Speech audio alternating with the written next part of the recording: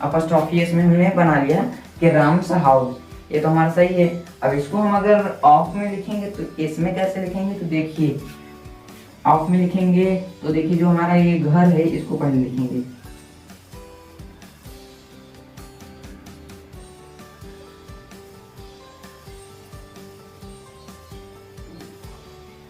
देखिए अब क्या हुआ, द हाउस ऑफ रॉम। अब यहाँ से एक हम फॉर्मूला बना सकते हैं कि देखिए 1 2 3 और 3 2 1। अब ये सोच रहे होंगे ये कैसा फार्मूला है, तो देखो अगर हम अपॉस्ट्रोफी एस लगाएंगे तो अगर हम इसे मान लें 1, इसे मान लें 2, इसे मान लें 3, तो देखिए अगर हम अपॉस्ट्रोफी एस लगाएंगे तो हमें यहाँ से शुरू करना है, मतलब पहला राम लिखेंगे उसके बाद इस अपॉस्ट्रोफी एस लगाएंगे का मतलब और घर लिख देंगे, तो हमारा सेंटेंस बन जाएगा। अगर हम ऑफ से बन रहा है हमारा सेंटेंस तो उसमें क्या करेंगे कि हमारा 3 2 1 रहेगा।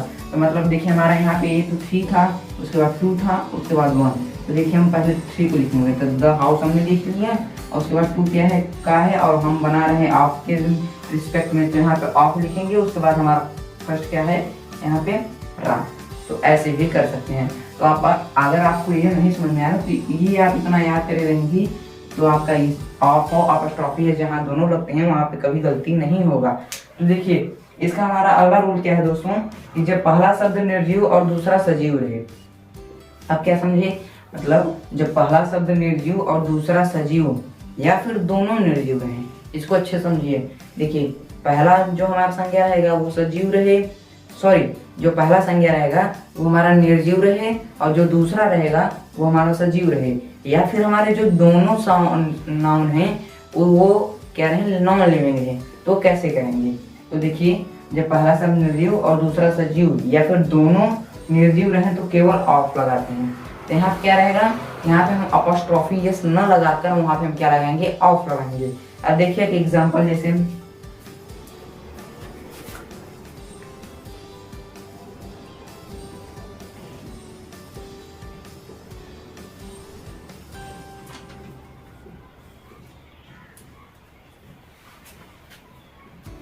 देखिए क्या है, घर का मालिक।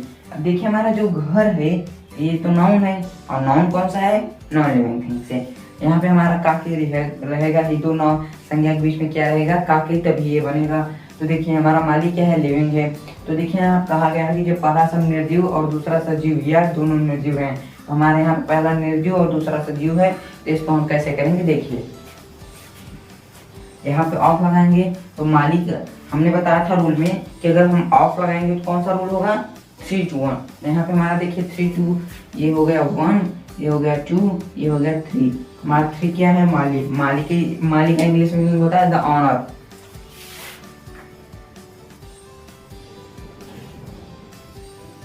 सॉरी यहाँ पे मालिक कर दीजिए, देखिए मालिक।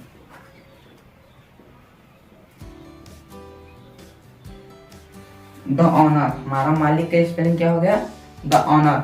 अब यहाँ पे का है तो हमने बताया था अगर यहाँ पे हमारा रूल के भी क्या कर रहा है, यहाँ पे हम क्या लगाएंगे, सिर्फ ऑफ लगाएंगे और अपॉस्ट्रोफी एस तो लगाएंगे ही नहीं यहाँ पे। तो यहाँ पे हमारा क्या होगा, द ऑनर ऑफ। अब घर की स्पेलिंग जानते ही होंगे, हाउस होता है, द ऑनर ऑफ हाउस। कितना सिंपल था ना, समझ में आया कि नहीं। जब हम एग्जांपल इसलिए दे रहे हैं ताकि आपको अच्छे से समझ में आ जाए। तो देखिए दोस्तों अगला रूल क्या है हमारा, जब पहला शब्द सजीव रहे और अंग्रेजी में उसको लिखने में जो हमारा वर्ड का आखिरी लेटर रहेगा, मतलब आखिरी अक्षर जो रहेगा वो क्या रहे, यस रहे, तो उसको हम कैसे करेंगे। तो देखिए एग्जाम्पल जैसे ले लीजिए, किसी का नाम, सॉरी ये तो नहीं पाएंगे,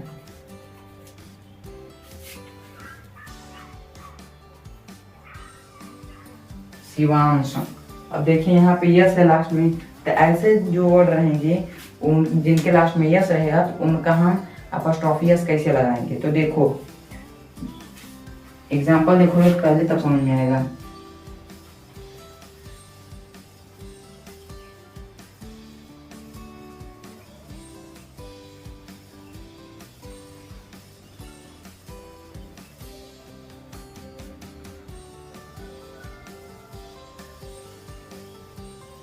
देखिए क्या है हमारा, लड़कियों का हॉस्टल, ये हमारा क्या है, सेंटेंस है।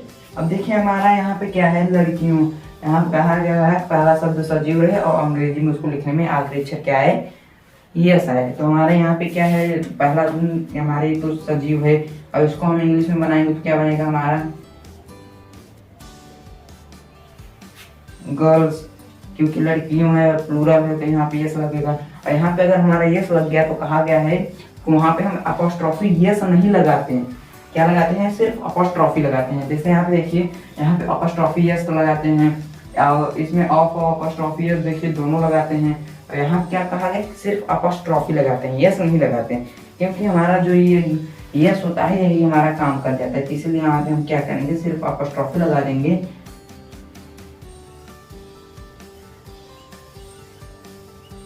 अब देखिए ये हो गया हमारा सॉल्व। तो यहाँ पे सोच रहे हैं का क्या निकला, तो का जो हमारा जो यस था और अपोस्ट्रोफी लग गया उसका मतलब निकल गया। तो ये ऐसे, इसको ऐसे ही करना है।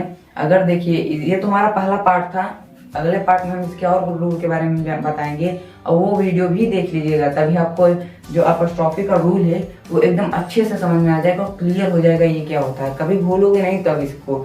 तो अगर आपको हमारी वीडियो अच्छी लगी हो तो चैनल को लाइक कीजिए, सब्सक्राइब कीजिए, शेयर कीजिए, कमेंट भी कीजिएगा। That's all, bye friends.